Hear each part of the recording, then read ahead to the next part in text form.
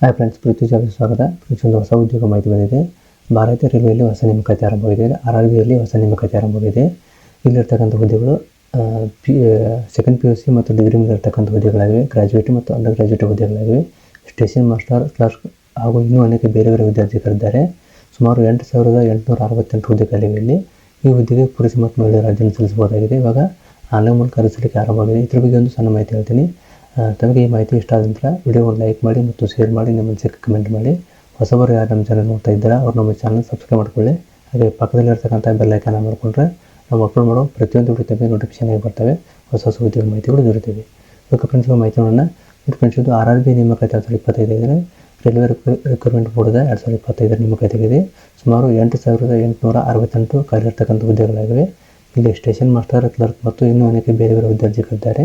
ಈ ಹುದ್ದೆಗಳಿಗೆ second PUC ಮತ್ತು ಡಿಗ್ರಿ ಪಾಸ್ ಆದರೂ ಅರ್ಜಿಯನ್ನು ಸಲ್ಲಿಸಬಹುದಾಗಿದೆ. ಪುರುಷ ಮತ್ತು ಮಹಿಳೆಯರು. ಸ್ಯಾಲರಿ 19,900ರಿಂದ 35,400 ಇರ್ತಕ್ಕಂಥ ಸ್ಯಾಲರಿ ಆಗಿದೆ. ಇವಾಗ ಇದ್ರ ಬಗ್ಗೆ ಈ ವಿಡಿಯೋನ ಸಂಪೂರ್ಣವಾಗಿ ನಮ್ಮ ಸ್ಕ್ರೀನ್ ಮೇಲೆ ತೋರಿಸ್ತೀನಿ, ಅಲ್ಲಿ ನೋಡ್ಕೋಬೋದು. ಆಮೇಲೆ ಅರ್ಜಿನ ಹೇಗೆ ಸಲ್ಲಿಸಬೇಕಂತ ಹುದ್ದೆಗಳು ಮಾಹಿತಿ ಹೇಳ್ತೀನಿ. ನೋಡಿ ಫ್ರೆಂಡ್ಸ್, ಮಾಹಿತಿ ಕೊಟ್ಟಿದ್ದಾರೆ. RRB ವೇಕೆನ್ಸಿ ಅಂತ ಕೊಟ್ಟಿದ್ದಾರೆ, ನೋಟಿಫಿಕೇಶನ್ ಅಂತ. ಇಲಾಖೆ ಹೆಸರು ಮತ್ತು ರೈಲ್ವೆ ರಿಕ್ರೂಟ್ಮೆಂಟ್ ಬೋರ್ಡ್ ನೇಮಕಾತಿ 2025 ಕೊಟ್ಟಿದ್ದಾರೆ. ಒಟ್ಟು ಖಾಲಿ ಇರತಕ್ಕಂಥ ಹುದ್ದೆಗಳು 8,868 ಹುದ್ದೆಗಳಿವೆ. ಲೊಕೇಶನ್ ಬಂದುಬಿಟ್ಟು ಆಲ್ ಇಂಡಿಯಾ ತುಂಬ ಇರತಕ್ಕಂಥ ನೇಮಕಾತಿ ಆಗಿದೆ. ಇನ್ನು ಹುದ್ದೆಗಳ ಹೆಸರು ಸ್ಟೇಷನ್ ಮಾಸ್ಟರ್ ಮತ್ತು ಕ್ಲರ್ಕ್ ಹಾಗೂ ಇನ್ನೂ ಅನೇಕ ಬೇರೆ ಹುದ್ದೆಗಳಿವೆ. ಸ್ಯಾಲರಿ ಬಂದುಬಿಟ್ಟು 19,900ರಿಂದ 35,400 ಪರ್ ಮಂತ್ ಸ್ಯಾಲರಿ ಇರತಕ್ಕಂಥ ಹುದ್ದೆಗಳಾಗಿವೆ. ಇನ್ನು RRB ರಿಕ್ರೂಟ್ಮೆಂಟ್ ಎಲಿಜಿಬಿಲಿಟಿ, ಈ ಹುದ್ದೆಗೆ ಅಪ್ಲೈ ಮಾಡಬೇಕಾದ್ರೆ ಎಲಿಜಿಬಿಲಿಟಿ ಕೊಟ್ಟಿದ್ದಾರೆ. ಮೊದಲನೇದಾಗಿ RRB ಕ್ವಾಲಿಫಿಕೇಷನ್, ಈ ಹುದ್ದೆಗೆ ಅಪ್ಲೈ ಮಾಡಬೇಕಾದ್ರೆ ಕ್ವಾಲಿಫಿಕೇಷನ್ ಏನಾಗಬೇಕಂತ ಕೊಟ್ಟಿದ್ದಾರೆ. ಇಲ್ಲಿ ಹುದ್ದೆಗಳ ಹೆಸರು ಮತ್ತು ಕ್ವಾಲಿಫಿಕೇಷನ್ ಕೊಟ್ಟಿದ್ದಾರೆ. ಮೊದಲನೇದಾಗಿ ಚೀಫ್ ಕಮರ್ಷಿಯಲ್ ಟಿಕೆಟ್ ಸೂಪರ್ವೈಸರ್ ಹುದ್ದೆಗಳಿಗೆ ಡಿಗ್ರಿ ಪಾಸ್ ಆಗಿರಬೇಕು. ಆಮೇಲೆ station master, goods train manager ಹಾಗೂ ಜೂನಿಯರ್ ಅಕೌಂಟೆಂಟ್, ಅಸಿಸ್ಟೆಂಟ್ ಟೈಪಿಸ್ಟ್. ಆಮೇಲೆ ಕ್ಲರ್ಕ್, ಸೀನಿಯರ್ ಕ್ಲರ್ಕ್ ಮತ್ತು ಟೈಪಿಸ್ಟ್ ಕೊಟ್ಟಿದ್ದಾರೆ. ಹಾಗೂ ಟ್ರಾಫಿಕ್ ಅಸಿಸ್ಟೆಂಟ್, ಈ ಹುದ್ದೆಗಳಿಗೆ ಡಿಗ್ರಿ ಪಾಸಾದರು ಅರ್ಜಿಯನ್ನು ಸಲ್ಲಿಸುವರು. ಪದವಿ ಪಾಸಾದರು ಅಪ್ಲೈ ಮಾಡಬಹುದಾಗಿದೆ. ಅದೇ ರೀತಿ ಕಮರ್ಷಿಯಲ್ ಆ್ಯಂಡ್ ಟಿಕೆಟ್ ಕ್ಲರ್ಕ್ ಹುದ್ದೆಗಳು ಸೆಕೆಂಡ್ PUC ಪಾಸ್ ಆಗಿರಬೇಕು, 12ನೇ ರೀತಿ ಪಾಸ್ ಆಗಿರಬೇಕು. ಅಕೌಂಟ್ಸ್ ಕ್ಲರ್ಕ್ ಮತ್ತು ಟೈಪಿಸ್ಟ್ ಹುದ್ದೆಗಳು, ಜೂನಿಯರ್ ಕ್ಲರ್ಕ್ ಮತ್ತು ಟೈಪಿಸ್ಟ್ ಹುದ್ದೆಗಳು, ಟ್ರೈನ್ಸ್ ಕ್ಲರ್ಕ್ ಈ ಹುದ್ದೆಗಳಿಗೆ ಸೆಕೆಂಡ್ PUC ಪಾಸಾರ ಅರ್ಜಿಯನ್ನು ಸಲ್ಲಿಸುವಂತೆ ಕೊಟ್ಟಿದ್ದಾರೆ.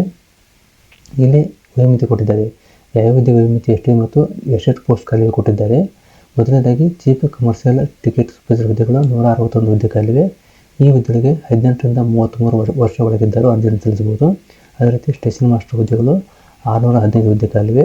ಗೂಡ್ಸ್ ಟ್ರೈನ್ ಮ್ಯಾನೇಜರ್ ಹುದ್ದೆಗಳು ಕೂಡ 3,416 ಹುದ್ದೆ ಖಾಲಿವೆ. ಅದೇ ರೀತಿ ಜೂನಿಯರ್ ಅಕೌಂಟ್ ಮತ್ತು ಅಸಿಸ್ಟೆಂಟ್ ಟೈಪಿಸ್ಟ್ ಹುದ್ದೆಗಳು 921 ಹುದ್ದೆ ಖಾಲಿವೆ. ಸೀನಿಯರ್ ಕ್ಲರ್ಕ್ ಮತ್ತು ಟೈಪಿಸ್ಟ್ ಹುದ್ದೆಗಳು 638 ಹುದ್ದೆ ಖಾಲಿವೆ. ಟ್ರಾಫಿಕ್ ಅಸಿಸ್ಟೆಂಟ್ ಹುದ್ದೆಗಳು 59 ಖಾಲಿವೆ. ಕಮರ್ಷಿಯಲ್ ಟಿಕೆಟ್ ಸೂಪರ್ವೈಸರ್ ಹುದ್ದೆಗಳು 59 ಖಾಲಿವೆ. ಈ ಹುದ್ದೆಗಳು 18ರಿಂದ 33 ಕೊಟ್ಟಿದ್ದಾರೆ. ಇನ್ನು ಕಮರ್ಷಿಯಲ್ ಟಿಕೆಟ್ ಕ್ಲರ್ಕ್ ಹುದ್ದೆಗಳಿಗೆ 18ರಿಂದ 30 ವರ್ಷಗಳಿದ್ದರೆ ಅಪ್ಲೈ ಮಾಡಬಹುದು. ಈ ಹುದ್ದೆಗಳು 2,424 ಹುದ್ದೆ ಖಾಲಿವೆ. ಅಕೌಂಟ್ಸ್ ಮತ್ತು ಕ್ಲರ್ಕ್ ಟೈಪಿಸ್ಟ್ ಹುದ್ದೆಗಳು 394 ಇವೆ. ಇವೆಲ್ಲ ಸೆಕೆಂಡ್ PUC ಇರತಕ್ಕಂಥ ಹುದ್ದೆಗಳಾಗಿವೆ. ಜೂನಿಯರ್ ಕ್ಲರ್ಕ್ ಮತ್ತು ಟೈಪಿಸ್ಟ್ ಹುದ್ದೆಗಳು 163 ಹುದ್ದೆ ಖಾಲಿವೆ. ಅದೇ ರೀತಿ ಟ್ರೈನ್ಸ್ ಕ್ಲರ್ಕ್ ಹುದ್ದೆಗಳು 77 ಹುದ್ದೆ ಖಾಲಿ ಇರತಕ್ಕಂಥ ಹುದ್ದೆಗಳಿವೆ.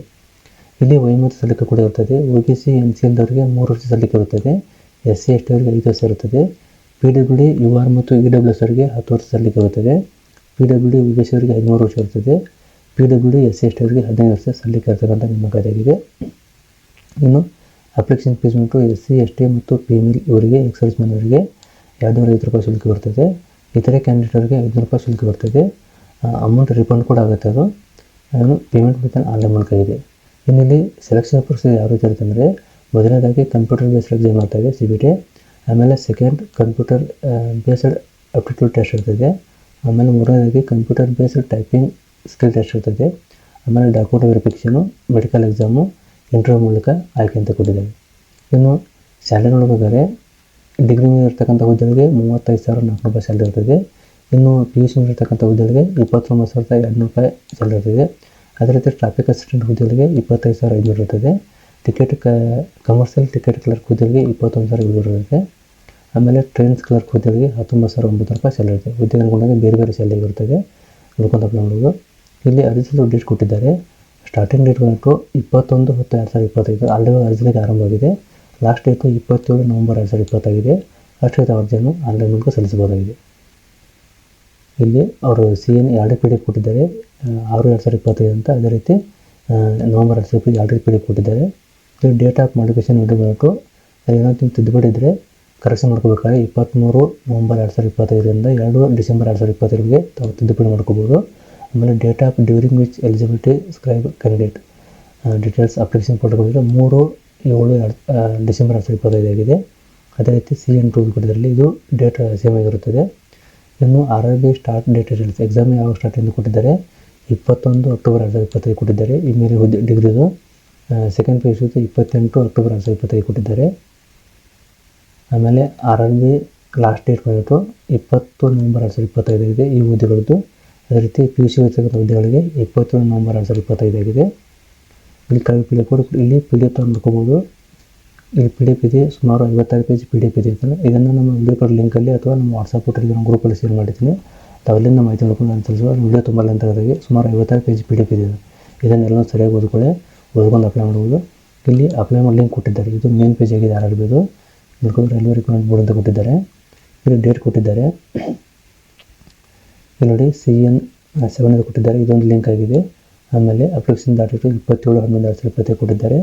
ಆಮೇಲೆ CN7 ನಾನ್ ಟೆಕ್ನಿಕಲ್ ಕೊಟ್ಟಿದ್ದಾರೆ. ನಾನ್ ಟೆಕ್ನಿಕಲ್ ಅಂಡರ್ ಗ್ರ್ಯಾಜುಯೇಟ್ ಮತ್ತು ಗ್ರ್ಯಾಜುಯೇಟ್ ಪೋಸ್ಟ್ ಕೊಟ್ಟಿದ್ದಾರೆ. ಹಿಂದಿ PDF ಕೊಟ್ಟಿದ್ದಾರೆ. ಇಲ್ಲಿ ತಾವು ಕ್ಲಿಕ್ ಮಾಡಿದಾಗ ಈ ರೀತಿ ಪೇಜ್ ಓಪನ್ ಆಗುತ್ತೆ. ಅದು ಒಂದು ನಿಮಿಷ ತೋರಿಸ್ತೀನಿ. ಮತ್ತು ರೀಸೆಂಟಾಗಿ ಮತ್ತು ಇವಾಗ ಕಾಲ್ ಫಾರ್ಮ್ ಆಗಿವೆ, ಅದು ಬೇಡ ನಮಗೆ.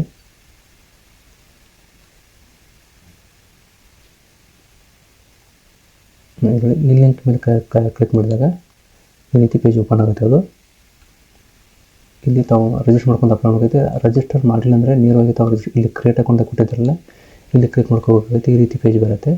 ಇಲ್ಲಿ ಓಕೆ ಅಂತ ಕೊಡಿ.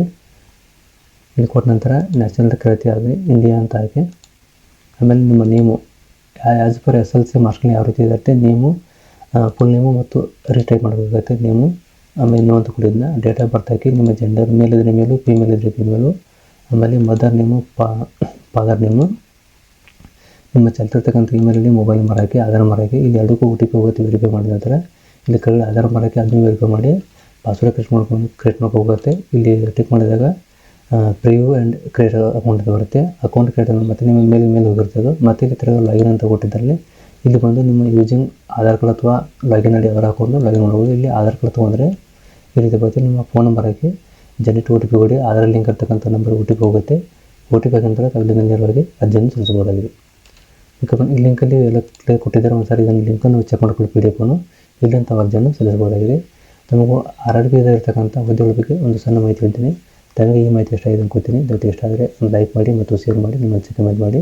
ವಿಡಿಯೋ ನೋಡೋಕ್ಕೆ ತುಂಬ ಧನ್ಯವಾದಗಳು. Thanks for watching. Jai Hind, Jai Kannada.